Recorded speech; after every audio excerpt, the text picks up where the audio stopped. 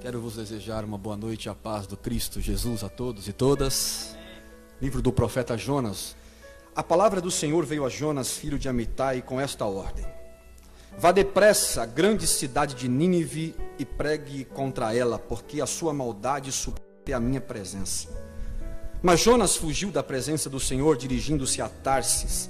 Desceu à cidade de Jope, onde encontrou um navio que se destinava àquele porto. Depois de se pagar a passagem, embarcou para Tarsis para fugir do Senhor. O Senhor, porém, fez soprar um forte vento sobre o mar, e caiu uma tempestade tão violenta que o barco ameaçava arrebentar-se. Verso 5.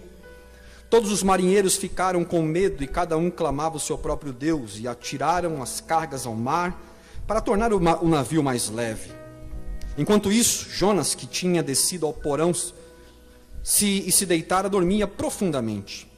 Santos de Deus, foi-me dado a oportunidade esta noite a vos falar sobre um pouco sobre a vocação missionária. E eu confesso a vocês que a maioria, ou grande parte do início do meu ministério, tratei o assunto missões como secundário. E ao longo do tempo eu descobri que missões não é uma verdade secundária. Missões é um fundamento do Evangelho. Nós podemos falar de missões pelo menos em 3 esferas: na koinonia, na diaconia e no querigma. Koinonia fala do testemunho na comunidade, a união de todos. É a oração de Jesus em João 14, quando ele disse: Pai, façam deles um como nós somos um, para que o mundo saiba que me enviaste. A diaconia fala do serviço, a evangelização pelo serviço prestado. Quando Jesus disse: tive fome, me deste de comer; tive sede, me deste de beber; estava nu e me vestiste; era estrangeiro e me hospedaste; estava preso e foste me visitar. Mas também tem a missão pelo querigma, que é a proclamação, o anúncio. E este é o caso de Jonas. Deus o convida para proclamar a uma cidade corrompida, perversa. E a missão, ela é rejeitada por grande parte dos cristãos modernos. Claro que alguns desconsideram a missão por não conhecer a vontade de Deus. Outros por se sentirem incapazes. Alguns pela negação. Caso de Jonas. Jonas tinha ciência da missão, mas Jonas preferiu negá-la. Missão, antes de dar prazer, ela primeiro tem que trazer no nosso coração um sentimento de responsabilidade. Jonas relacionou seu prazer pessoal com a missão, por isso a negou. Quem se entrega a Cristo perde o seu livre-arbítrio. Eu não quero vos falar hoje deste tema, mas o que eu quero dizer é que não é na perspectiva de ter escolha ou não, mas é na perspectiva de rendição. Aquele que se entrega a Cristo já não tem mais as suas escolhas como evidência do seu ministério. É o que Paulo disse à igreja aos Gálatas: já estou crucificado com Cristo, e não sou eu que vivo, mas Cristo vive em mim. As minhas vontades, o meu livre-arbítrio está subjugado aos pés da cruz. Missão não é apenas ou somente uma vocação. Missão também é uma recomendação. Eu tenho que me sentir missionário, pastor? Não necessariamente. Porque a missão é uma recomendação do Cristo, não a indivíduos, mas a sua igreja. Missão não é só o anúncio do Evangelho. Missão também é uma construção do Evangelho nas pessoas. Por isso ide, pregai e fazei.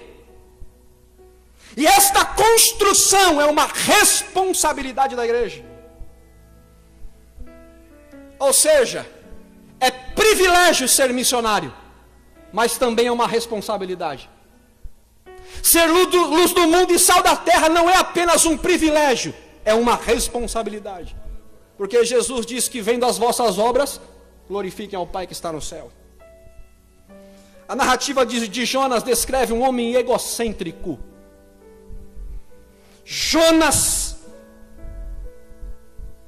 por mais egocêntrico que ele o era, nós não podemos também rechaçar o profeta, porque o profeta foi convidado a fazer uma missão numa terra terrível. Olha o contexto da terra a qual Deus envia o Jonas. O procedimento costumeiro deles era capturar a cidade inimiga, era queimar e mutilar todos os prisioneiros adultos, cortando-lhes as mãos, as orelhas, arrancando os olhos e empilhando um sobre o outro, para morrerem aos poucos no calor do sol. Sabe quem era Nínive? Nínive pegava as crianças dos inimigos e pendurava em madeiro e tocava fogo. Deleite. O rei inimigo era arrastado por toda a cidade até ser morto. Olha a cidade. Então eu tenho também que olhar para o coração de Jonas. Verdade? É uma nação que precisa de punição, não de salvação. Deus tem que julgar, sentenciar e condenar esse povo. Na ótica humana, Jonas tinha razão, mas na ótica de Deus não.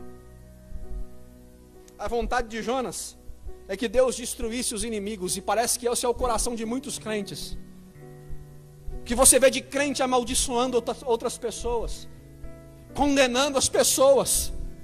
Mas o Mestre Jesus diz: eu porém vos digo, amai os vossos inimigos, e bendizei os que vos maldizem, fazei-os bem aos que vos odeiam, e orai pelos que os maltratam e vos perseguem, para que vocês sejam filhos do Pai que está no céu.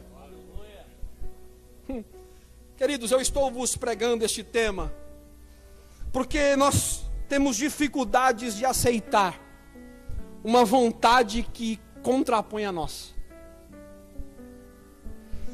Nós temos dificuldade de aceitar opiniões contrárias.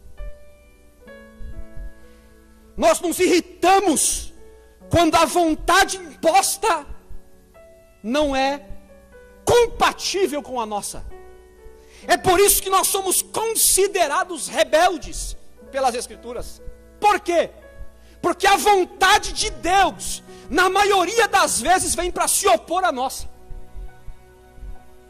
Jonas representa o religioso, que serve a Deus para suprir carências e vontades pessoais, mas que não o serve para que a sua vontade seja feita.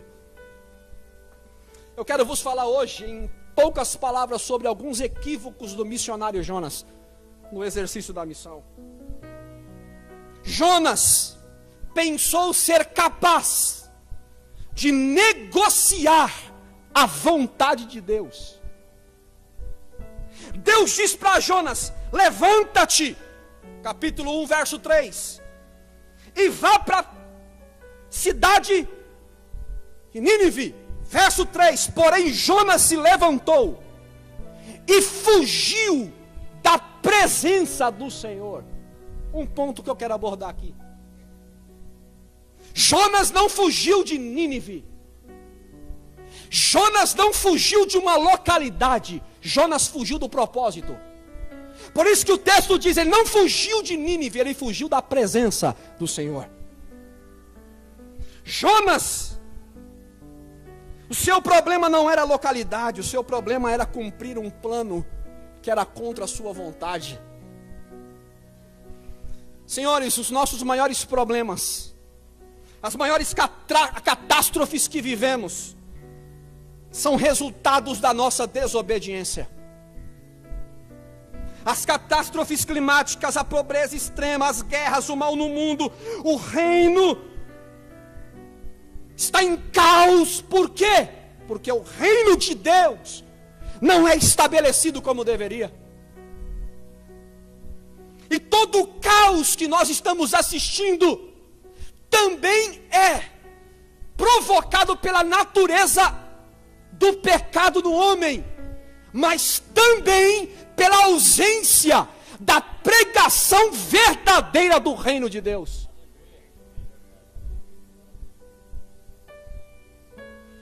Nós não estamos mais lutando para fazer a vontade de Deus para que o mundo possa conhecer a vontade de Deus. Nós dizemos para Deus: Deus, queremos fazer a tua vontade. Sabe qual é a primeira resposta de Deus para quem quer fazer a sua vontade? Deus responde: comece deixando a sua. Deus, eu quero fazer a sua vontade. A palavra de Deus para esta igreja: comece deixando a sua. O início da missão não está em mudança de localidade. O início da missão está na mudança do coração do missionário.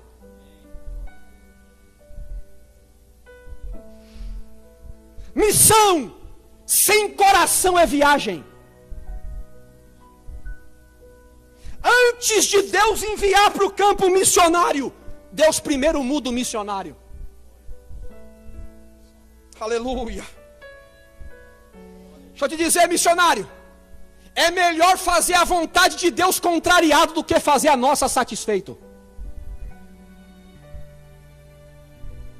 Vai ser contra o que você quer.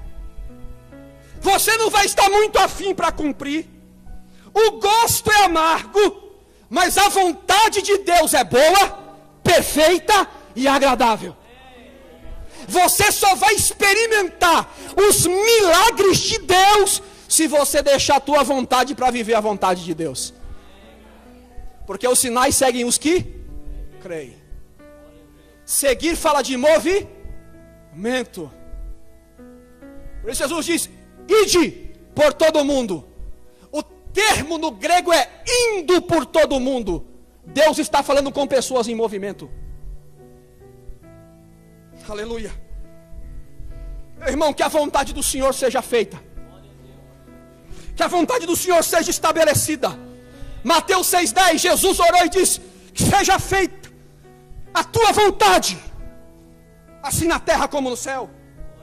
Lucas 22:42, Pai, passa de mim esse cálice, todavia não seja feito como eu quero, mas seja feito como tu queres.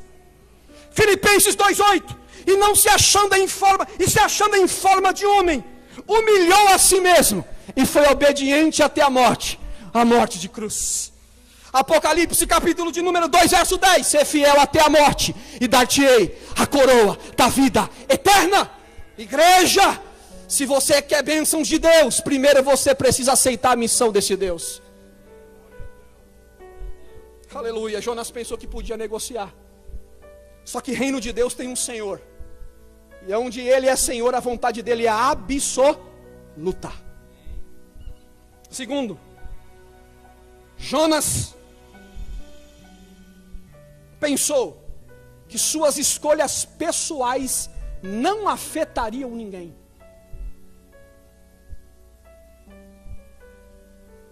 Mas o Senhor mandou no mar, um grande vento, uma grande tempestade, que o navio parecia que ia se quebrar.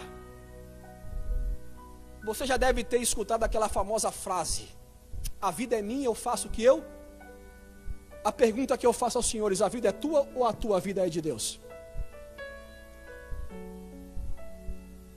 Quando nós dizemos e afirmamos no nosso coração: a minha vida não é minha, mas a minha vida é de Deus, qual é a vontade que prevalece? A de Deus. E quando eu desobedeço à vontade de Deus, não é somente eu que sofro.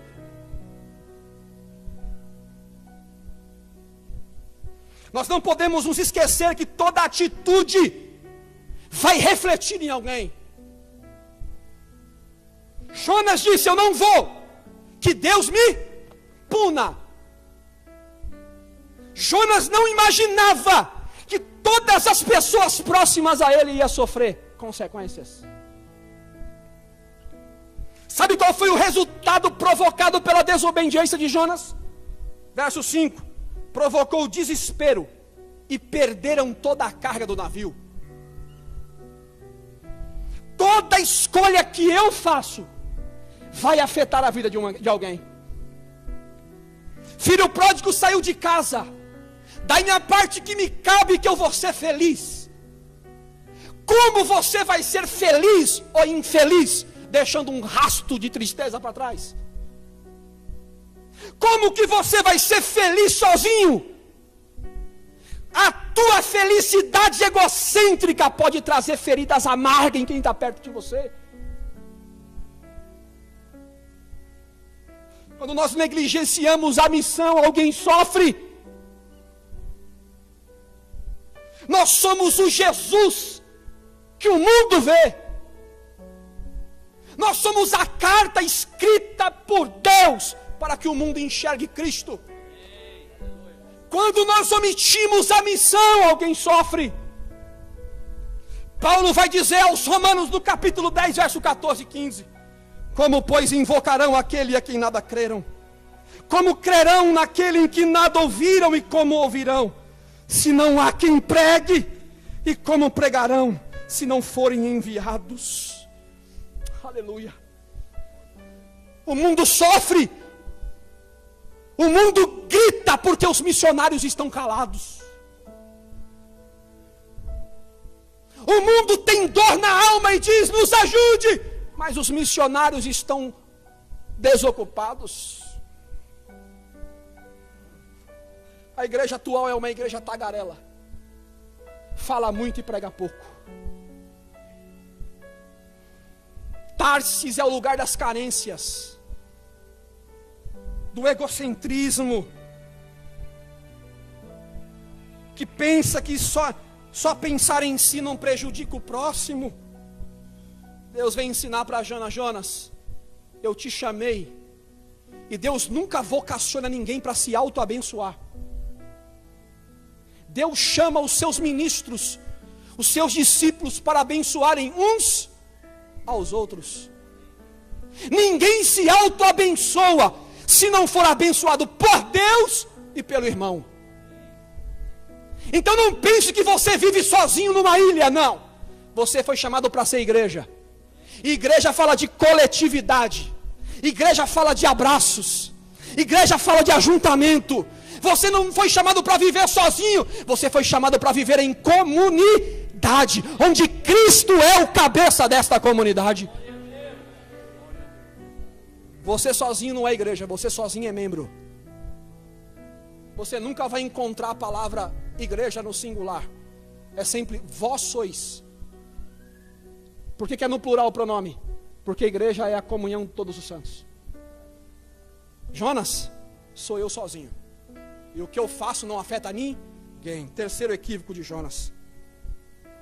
Jonas foi indiferente aos problemas e ao propósito de Deus. Enquanto havia tempestade, Jonas estava onde? Ia comigo em alto e bom som, dormindo. Tem irmão dormindo aqui essa noite? Tem não? Se tivesse, acorda o irmão do lado aí. Fala: irmão, acorda, Jesus está falando. Acorda aí. Jonas desceu para o porão e foi dormir. Um cara indiferente. O cara está fora do propósito de Deus. O missionário está fora do plano de Deus e vai fazer o quê? Dormir. Sabe o que é isso aqui? Coração anestesiado, conformado. Conformado. Você já viu um missionário conformado? Todo missionário de Deus tem que ter uma característica na sua vida: ser inconformado. Não vos conformeis com este, ser inconformado. Mas o mundo está assim. Nós vamos bater de frente com o mundo. Nós vamos nos inconformar com o mundo externo e com o mundo interno. Nós somos santos em Cristo, mas ainda o mundo ronda o nosso coração. E nós temos que ser inconformados com o sistema e com a nossa natureza. Sabe o que é peixe? Peixe, no texto, é tratamento de Deus. Quando Deus não consegue mudar o coração do missionário, Deus muda a circunstância para mudar o missionário. O peixe, é Deus abalando as estruturas para mostrar quem manda. Peixe é o tratamento de Deus. Eu, como profeta de Deus, vim essa noite lhe dizer: ó missionário de Deus, as circunstâncias estão difíceis, não é para te matar. O rolo compressor está passando em casa, mas não vai lhe matar. É Deus preparando o teu coração para a missão que Ele tem para você. Aleluia. Deus quer transformar passageiro em tripulante. Deus está cansado de passageiro. Quando o barco começa a balançar, todos os passageiros têm que se levantar para agir. Deus levantou a sua igreja, não é para você sentar e ser servido. Deus levantou a igreja para levantar e servir. Ninguém aqui é passageiro, todos aqui são tripulantes. Onde tem um comandante. Passageiro senta para comer, tripulante levanta para servir. Passageiro reclama, tripulante atende. Passageiro é envolvido com a igreja, tripulante é comprometido com a igreja. Passageiro é ocioso, tripulante é atento e trabalha. Deus procura tripulantes que se preocupam com a vontade do comandante. Aleluia. Jonas preferiu ser passageiro, sabe por quê? Porque Jonas amava a si mesmo e não amava o seu irmão. Deus diz: eu tenho um povo que você precisa salvar, Jonas. Ele diz: eu não vou. Porque Jonas ama a si mesmo, mas não ama o seu irmão. O ápice do evangelho, meu irmão e minha irmã, é o amor. A missão só é possível se ela nascer de uma virtude chamada amor. Um célebre pregador, um culto como este, levantou e disse: eu vou pregar. Cumprimentou os irmãos com a paz do Senhor e disse assim: amemo-nos, primeiro tópico da mensagem, amemo-nos uns aos outros. Ele pegou e sentou na tribuna. Aí o povo ficou sem entender. Passou alguns minutos, ele levantou de novo e disse: amemo-nos uns aos outros. E sentou de novo na tribuna. Passado alguns minutos, pela terceira vez, ele se levantou e disse: amemo-nos uns aos outros. E sentou. Quando ele percebeu que a igreja estava meio, aquele burburinho, o pessoal reclamando, sem entender, ele levantou e disse assim: para quê? Eu vou pular para o segundo tópico se ainda não aprendemos a cumprir o primeiro. Aleluia. Aleluia. O Espírito Santo quer aquecer um sentimento no seu coração, sabe qual? Amor pelas pessoas. Esses dias eu preguei na minha comunidade: amar só a Deus é religião, amar só o próximo é caridade, amar Deus e o próximo é evangelho. Tem muita gente amando a Deus e odiando o seu irmão, e a missão está definhando, aleluia. Mas o Espírito trouxe esse pequeno profeta para lhe dizer: hoje o Espírito, pela sua palavra, está soprando nessa congregação e aquecendo o seu coração. Aquecendo o seu coração. Você vai se sentir amado para poder amar. O Espírito vai abraçar você, missionário e missionária. Pastor, mas eu não sou missionário. Eu não fui nomeado pela igreja. Eu não estou falando desse missionário, desse cargo eclesiástico. Eu estou falando de missão no conceito do evangelho. Todo cristão é um missionário.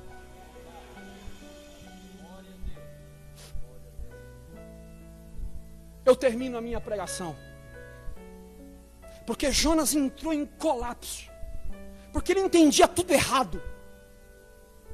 Era profeta de Deus, mas entendia tudo errado. Sabe aqueles religiosos sinceramente errados? Sinceramente errados, equivocados. Servem a Deus de todo o coração, mas indeciso. Como que eu faço, pastor? E o que o livro de Jonas nos ensina? para retomarmos a missão que nós abandonamos. Deus está falando com algumas pessoas aqui. Ei, profeta que está sentado nessa cadeira, você pastor, evangelista, o Espírito Santo me trouxe aqui para lhe dizer, Ele vai restaurar o teu ministério, Ele vai te levantar esta noite. A palavra de Deus tem poder para isso. Ela vai te levantar esta noite, para você cumprir a missão pela qual Ele te chamou. Como que eu faço isso? Primeiro, arrependa-se. O capítulo 2 de Jonas é a oração do arrependimento. É reconhecer o seu erro.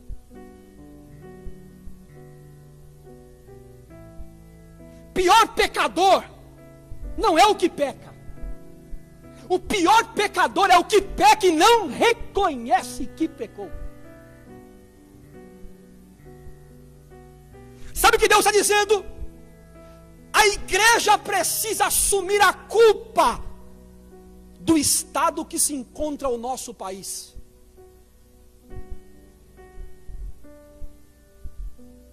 É o que Joás, pai de Gideão, e todo o povo de Israel fez. Colocou a culpa em Deus pela desgraça da nação. Gideão diz assim para o anjo: se o Senhor estivesse aqui, como pode nos sobrevier tão grande luta a nós?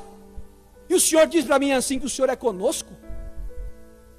A desgraça do nosso povo é consequência da ausência de Deus, porque Deus foi embora do nosso meio. Olha a conversa. Ele não assumiu a culpa. A culpa é a ausência de Deus. Não. Até porque Deus não tem um local, porque Deus é Deus. Deus não está ali, Deus está aqui e ali. Deus preenche tudo. Mas é mais fácil culpar alguém do que assumir a culpa. É dizer, não, foi eu que abandonei o meu ministério. Foi eu que deixei de orar. Não, foi eu que abandonei a leitura da palavra. Foi eu que deixei a igreja de lado. O Espírito Santo está dizendo a essa igreja: vamos assumir a nossa culpa. Deus, eu sou culpado. Eu sou culpado. Segundo, esteja disposto a recomeçar. O nosso Deus não é Deus apenas de começo, é Deus de Ele vai para a barriga de um grande peixe. E Deus dá ordem para o peixe soltar ele onde? Ia comigo, no propósito. A circunstância ela está balançando você, sabe para quê? Para te soltar bem em cima do propósito que Ele quer. Mas para que Deus coloca a gente logo em Nínive, o lugar do propósito? Porque nosso Deus é Deus de recomeço. Jonas fugiu. E a primeira vez ele ouviu Deus dizer: levanta-te e vai para Nínive. E ele foi para Tarsis. Aconteceu tudo o que vocês já sabem. Quando ele é deixado do peixe em Nínive, Deus fala de novo com ele: Jonas, levanta e anuncia a minha palavra. Deus de recomeço.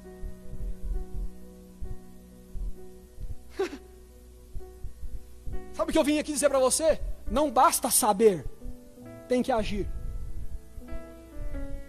Eu sei que tem uma missão, pastor.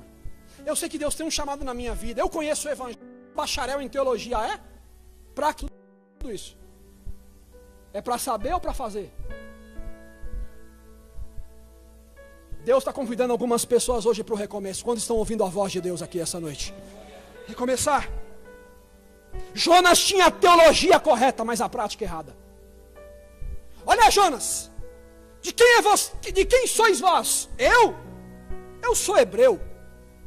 Temo ao Senhor, o Deus do céu. Olha isso aqui. Que fez o céu e a terra seca. Oh, aleluia. Que pregação de Jonas. Jonas sabia muito, mas fazia pouco. Ei, se for para recomeçar, que seja como Deus quer. Vai se levantar, profeta, que seja como Deus quer. Jonas aprendeu, se fugir do propósito vai dar errado, mas se fizer como Deus quer, os milagres acontecerão. Não é apenas uma motivação pessoal, agora eu vou, não, é Deus dizendo, levanta, ei Jonas, levanta. Eu quero, não é você que quer, não, é Deus dizendo, Jonas, levanta. Vai Jonas. Quantos disseram para Deus, eis-me aqui, e abandonaram a missão? Quantos trocaram a bênção por pratos de lentilhas? Deus chama os missionários e líderes e pastores nessa noite para um recomeço. Terceiro, aceite o propósito de Deus. Aceita, meu irmão. Aceite o propósito de Deus. Quarto e concluo. Veja a vida e a sua missão. Aliás, ninguém tem uma missão. A missão não é minha. A missão é de Deus. Então não é a minha missão. É eu na missão de Deus. Então eu tenho que enxergar a missão não na minha ótica, eu tenho que enxergar a missão na ótica. Aleluia. Se Jonas enxergasse como Deus enxerga no início, não tinha sofrido tanto. Jonas teve que aprender